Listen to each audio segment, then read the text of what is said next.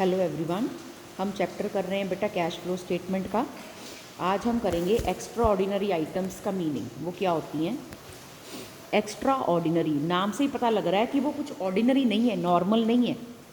तो extraordinary items वो expenses या इनकम्स होती हैं दैट अराइज फ्रॉम इवेंट्स और transactions that are clearly distinct from the ordinary business activities. जो बिजनेस की नॉर्मल एक्टिविटीज़ हैं, रूटीन एक्टिविटीज़ हैं, उससे कुछ अलग हैं वो, ठीक है। उनसे कोई बिजनेस को इनकम हो या कोई उसकी वजह से कोई एक्सपेंस हो, तो उन आइटम्स को एक्स्ट्रा ऑर्डिनरी आइटम्स कहते हैं। ये बिजनेस में फ्रीक्वेंटली या रेगुलरली नहीं होती। अब ये एक्स्ट्रा ऑर्डिनरी आइटम्स तीनों हेडिंग्स में हो सकती हैं, जैसे कि ऑपरेटिंग एक्टिविटीज़ में।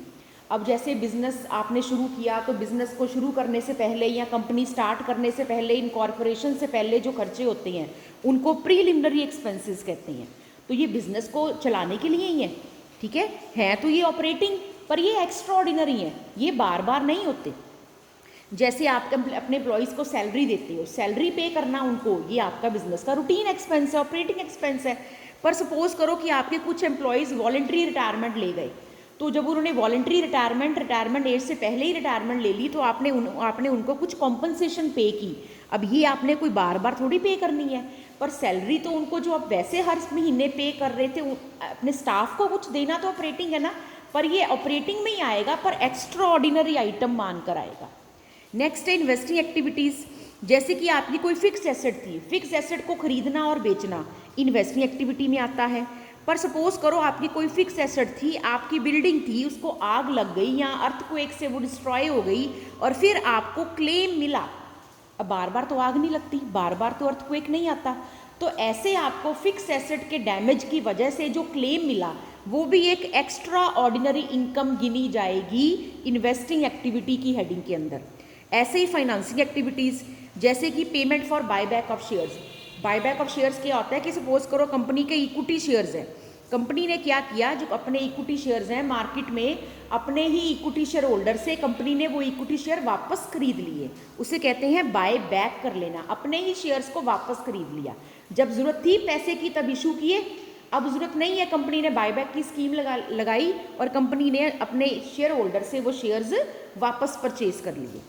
तो ये क्या है, बायबैक ऑफ शेयर्स। तो वो जो पेमेंट कंपनी ने की फाइनेंस से रिलेटेड है ना, ठीक है, तो वो है पर एक्स्ट्रा ऑर्डिनरी आइटम्स, चाहे रिलेट वो फाइनेंस से करती है। अब यहाँ देखो, यहाँ जो मैंने एग्जांपल आपको करवाया था पिछली वीडियो में, वहाँ मैंने एक लाइन लिखी थी ना, net profit before tax and extra ordinary items BCR। जो ये सारी आइटम्स को लेकर, जैसे ये आपका P&L अकाउंट है, ठीक है, इसमें ये 8,000 से मैंने बैक गियर मारा था, इन सारी आइटम्स को प्लस किया था, प्लस ये मैंने प्रोविजन फॉर टैक्स को प्लस किया था। इनको प्लस करके जो मेरा आंसर आया, ठीक है, ये 8 इन आइटम को प्लस करके 20, इसको मैंने बोला था कि ये नेट प्रॉफिट बिफोर टैक्स हो गया। बिफोर टैक्स क्यों हो गया, क्योंकि मैंने टैक्स को दोबारा प्लस कर दिया, पहले मैंने माइनस किया हुआ था। ये जो 8,000 था, यहाँ पर ये आफ्टर टैक्स है, क्यों, क्योंकि टैक्स माइनस हो चुका है, पर अब मैंने टैक्स को इसमें दोबारा प्लस कर दिया, तो ये बिफोर टैक्स हो गया। तो net profit before tax and extra ordinary items. वैसे मैंने इसमें कोई एक्स्ट्रा ऑर्डिनरी आइटम प्लस की नहीं, पर अगर P&L अकाउंट में जो मैंने अभी आपको ये वाले एग्जांपल करवाए, कोई क्लेम रिसीव्ड है, कोई वॉलंटरी रिटायरमेंट पे की कॉम्पनसेशन, कोई बायबैक ऑफ शेयर की पेमेंट है, ऐसा कोई भी एक्स्ट्रा ऑर्डिनरी खर्चा अगर डेबिट साइड पर होता, तो आप उसको यहाँ पर ऐड बैक करते, इन सब के साथ वो चीज़ भी, ठीक है, इन सब के साथ वो चीज़ भी ऐड हो जाती। और इस तरफ अगर कोई इनकम साइड पर कोई एक्स्ट्रा ऑर्डिनरी इनकम होती, जैसे कि आपको इंश्योरेंस कंपनी से क्लेम मिला, अर्थक्वेक की वजह से बिल्डिंग ढह गई थी, तो वो एक्स्ट्रा ऑर्डिनरी इनकम हो गई, ठीक है, तो वो आपकी इन्वेस्टिंग में जाएगी, ठीक है। मैं अब अभी ऑपरेटिंग की बात कर रही हूँ, तो ऑपरेटिंग वाले जो ये थे ये वाले, ये ऑपरेटिंग वाले यहाँ पर ऐड होने थे। तो net profit before tax and extra ordinary items, फिर उन चीज़ों को प्लस कर देते, तो यहाँ पर तो वो सारी चीज़ें ली होती, तो ये नेट प्रॉफिट, ये वाला 8,000, ठीक है, या ये वाला नेट प्रॉफिट आफ्टर टैक्स और आफ्टर एक्स्ट्रा ऑर्डिनरी आइटम्स होता। जब मैंने इन सब को दोबारा ऐड बैक कर दिया, तो ये जो आंसर आया BCR, ये before tax and before extra ordinary items होता। अगर होती तो मैं उनको ऐड कर देती, फिर हम सम आगे चलाते। अब ये देखो, ऑपरेटिंग एक्टिविटी निकालने के लिए दो मेथड है, डायरेक्ट इनडायरेक्ट। साफ साफ लिखा हुआ है, डायरेक्ट मेथड सिलेबस में नहीं है, मैंने पिछली वीडियो में भी बताया आपको। अब ऑपरेटिंग एक्टिविटी स्टार्ट करने से पहले, है ना, जब भी देखो ऑपरेटिंग एक्टिविटी आप निकालते हो तो आपको सबसे पहले net profit before tax and extra ordinary items निकालना पड़ता है। तो उसको निकालने के क्या तरीके हैं, डिपेंड करता है कि आपको पेपर में ध्यान देना ये वाला नेट प्रॉफिट दिया है कि ये वाला सरप्लस दिया है। अगर ये वाला सरप्लस दिया होगा तो आपको ये जो भी रिजर्व्स में ट्रांसफ़र किया है या इक्विटी प्रेफरेंस डिविडेंड पे किया, अगर यहाँ से शुरू करोगे तो बैक ईयर में ये चीज़ें भी प्लस होंगी। अगर यहाँ से शुरू करोगे 18,000 से तो फिर ये वाली चीज़ें दोबारा प्लस नहीं करोगे, क्योंकि जब शुरू ही यहाँ से कर रहे हो, जब आपने ये वाली चीज़ें माइनस ही नहीं की तो इनको दोबारा ऐड बैक क्यों करना। तो आपने पेपर में ये ज़रूर ध्यान देना है कि आपको प्रॉफिट ये वाला दिया है कि ये वाला दिया है। ये वाला प्रॉफिट है P&L अकाउंट का और ये वाला प्रॉफिट है सरप्लस, ठीक है। अब देखो यहाँ पे लिखा हुआ है कि इनडायरेक्ट मेथड, इसमें if starting point from profit as per statement of P&L, अगर स्टार्टिंग पॉइंट कौन सा है, स्टेटमेंट ऑफ P&L का प्रॉफिट, यानी कि ये वाला प्रॉफिट। तो अगर ये वाले प्रॉफिट से आप स्टार्ट कर रहे हो और क्या निकालना है, net profit before tax and extra ordinary item, सिर्फ यही निकालना है। पेपर में 1 नंबर में यही आ गया कि आपने बस ये निकालना है। और शुरू कहाँ से करना है, वो कह रही है स्टार्टिंग पॉइंट क्या है, ये 18,000। तो फिर क्या ऐड करोगे, सिर्फ 2,000, समझे कि नहीं, क्या ऐड करोगे, सिर्फ 2,000, ठीक है। क्योंकि मैं वो ये वाला चीज़ निकालने को नहीं कह रहे, ये सब नहीं कह रहे, वो सिर्फ ये निकालने को कह रहे हैं। तो अगर आपने शुरू किया है 18,000 से यहाँ से, तो सिर्फ 2 ही प्लस करना पड़ेगा, क्योंकि इसमें सिर्फ एक provision for tax he item रह गई, ठीक। तो देखो क्या लिखा है इन्होंने कि आपने net profit as per statement of P&L ले लिया, उसमें ऐड किया प्रोविजन फॉर टैक्स मेड, ठीक है, ये वाला 2,000। और अगर इन आइटम्स में बाय चांस कोई ये जो आपको 2 आइटम ये दी हैं extra ordinary items, by chance अगर ये दी हुई हैं तो इनको भी प्लस कर देना, अगर दी हैं तो। तभी देखो लिखा है यहाँ पे, ये देखो क्या लिखा है, प्रोविजन फॉर टैक्स, या कोई एक्स्ट्रा ऑर्डिनरी आइटम अगर डेबिट की हुई है या टैक्स को प्लस करते हैं, और अगर रिफंड ऑफ टैक्स आया तो उसको माइनस कर देते हैं, ठीक है। तो रिफंड ऑफ टैक्स को माइनस कर दिया, तो ये यहाँ कोई अगर एक्स्ट्रा ऑर्डिनरी इनकम इस साइड पर हो ऑपरेटिंग से रिलेटेड तो वो आ जाएगी, ठीक है। तो ये net profit before tax and extra ordinary item कब, जब मैं यहाँ से शुरू हुई, जब मैं यहाँ से शुरू हुई एक 2,000 को प्लस किया, और अगर इस तरफ कोई एक्स्ट्रा ऑर्डिनरी एक्सपेंस है तो वो प्लस किया, इस सब में है नहीं, और इस तरफ कोई एक्स्ट्रा ऑर्डिनरी इनकम है तो उसको माइनस किया, इस सब में है नहीं, ठीक है।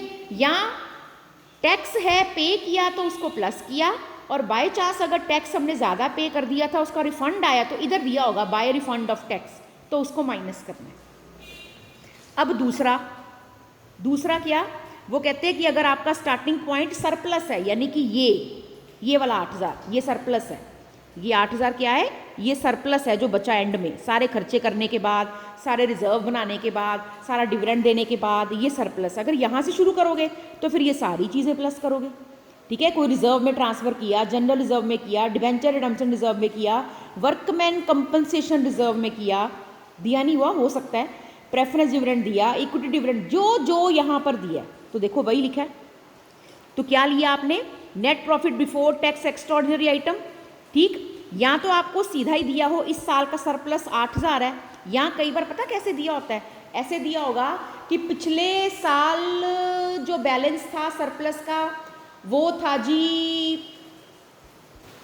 20,000, सपोज पिछले साल का सरप्लस 20,000 था, इस साल का सरप्लस 28,000 है, तो पिछले साल अगर 20,000 था और इस साल 28,000 कैसे हो गया, मतलब इस साल सरप्लस में 8,000 और बचा होगा। या तो आपको सीधा इस साल का सरप्लस दिया हो 8,000, अकाउंट में इतना बैलेंस बचा, या कई बार 2 सालों का बैलेंस दिया होता है, सपोज दिया होगा 2020 में 20,000 था और 2021 में 28,000 हो गया, तो ये बैलेंस बढ़ कैसे गया, 20,000 से 28,000 कैसे हो गया, पक्का फिर इस साल 8,000 का और आया होगा, फिर आपने डिफरेंस ले लेना है, ठीक है। तो ये लिखा तभी लिखा हुआ है। Difference between closing balance and opening balance, ठीक है, वो क्या हो गया सरप्लस। फिर ऐड किया ये सारी चीज़ें जो ये मैंने ऐड करवाई थी, ठीक है, डिविडेंड पे किया, कोई इंटरिम डिविडेंड पे किया, ट्रांसफर टू रिजर्व किया, प्रोविजन फॉर टैक्स तो करना ही है, ये वाला 2000 प्लस, ठीक है, ये वाला। और कोई भी एक्स्ट्रा ऑर्डिनरी आइटम जो आपने यहाँ डेबिट की है, कोई एक्स्ट्रा ऑर्डिनरी आइटम जो यहाँ पे आपने क्रेडिट की है वो माइनस करनी है, ठीक है, जैसे रिफंड ऑफ इनकम टैक्स है। तो net profit before tax extra ordinary items कैसे भी निकाल लो, आना 20 ही है, आना 20 ही है। देख लो, अगर तुमने 18,000 से शुरू किया तो भी 2,000 प्लस करोगे तो 20 आएगा। यहाँ से शुरू करोगे 8 1 9 9 4 13 13 3 16 2 18 18 2 प्लस कितने 20, आना तो 20 ही है। तो ऐसे हम कैलकुलेट करेंगे net profit before tax and extra ordinary items. अब देखो ये एक और चीज़ है 5.20 पेज पर, ठीक है, taxes on income and refund of tax. Tax वैसे इनकम पर भी हो सकता है, पर वो इनकम आपकी ऑपरेटिंग एक्टिविटी से रिलेटेड भी हो सकती है, और वो इनकम आपकी किसी एसेट से रिलेटेड भी हो सकती है, कैपिटल गेन भी हो सकता है, ठीक है। तो अगर तो कहते हैं वो ऑपरेटिंग एक्टिविटी के ऊपर आपने टैक्स पे किया है, फिर तो आपने ऑपरेटिंग में ही वो टैक्स पेड माइनस करना है। पर अगर वो टैक्स पेड आपका फाइनेंसिंग या इन्वेस्टिंग एक्टिविटी से है ना, सपोज करो कि आपने कोई शेयर वगैरह खरीद कर बेचे थे, उस पर आपको कोई प्रॉफिट हुआ, तो वो तो कैपिटल गेन टैक्स हो गया ना, वो फिर आपने इन्वेस्टिंग एक्टिविटी में जाकर माइनस करना है। तो जो टैक्स जिस एक्टिविटी से रिलेटेड है वो उस एक्टिविटी में जाकर माइनस होगा। अब देखो एक्स्ट्रा ऑर्डिनरी आइटम्स का यहाँ पर दोबारा मीनिंग लिखा हुआ है कि एक बार तो आपने जो एक्स्ट्रा ऑर्डिनरी आइटम्स, अगर आपने अपने P&L अकाउंट के डेबिट में कोई एक्स्ट्रा ऑर्डिनरी खर्चे डाल दिए, इधर कोई एक्स्ट्रा ऑर्डिनरी इनकम डाल दी है, एक बार तो net profit before tax and extra ordinary item निकालते वक्त जब बेटा तुम बैक गियर मारोगे तो तुम एक्स्ट्रा ऑर्डिनरी खर्चों को भी ऐड बैक कर दोगे, और एक्स्ट्रा ऑर्डिनरी इनकम्स होंगी अगर, तो उनको भी माइनस कर दोगे यहीं पर, इससे पहले, ठीक है। बाद में अगर वो एक्स्ट्रा ऑर्डिनरी आइटम ऑपरेटिंग से रिलेटेड होगी तो वो ऑपरेटिंग एक्टिविटी में बाद में जाके वो खर्चे माइनस हो जाएंगे। पहले आप net profit before tax and extra ordinary item निकालने के लिए आप पहले उसको प्लस ही करोगे, उस एक्स्ट्रा ऑर्डिनरी खर्चे को। बाद में वो खर्चा जिस भी एक्टिविटी से रिलेटेड होगा उस एक्टिविटी में जाके माइनस हो जाएगा। ऑपरेटिंग से होगा, ये लिखे थे ना यहाँ पर खर्चे, ये वाले, ये फिर जिस भी एक्टिविटी का होगा उस एक्टिविटी में जाकर वो एक्स्ट्राऑर्डिनरी खर्चा जाकर माइनस हो जाएगा, या कोई एक्स्ट्राऑर्डिनरी इनकम होगी तो उस एक्टिविटी में जाके प्लस हो जाएगी बाद में। पहले net profit before tax extraordinary item निकालने के लिए वो प्लस होगा खर्चा, इनकम होगी तो माइनस होगी। Thank you.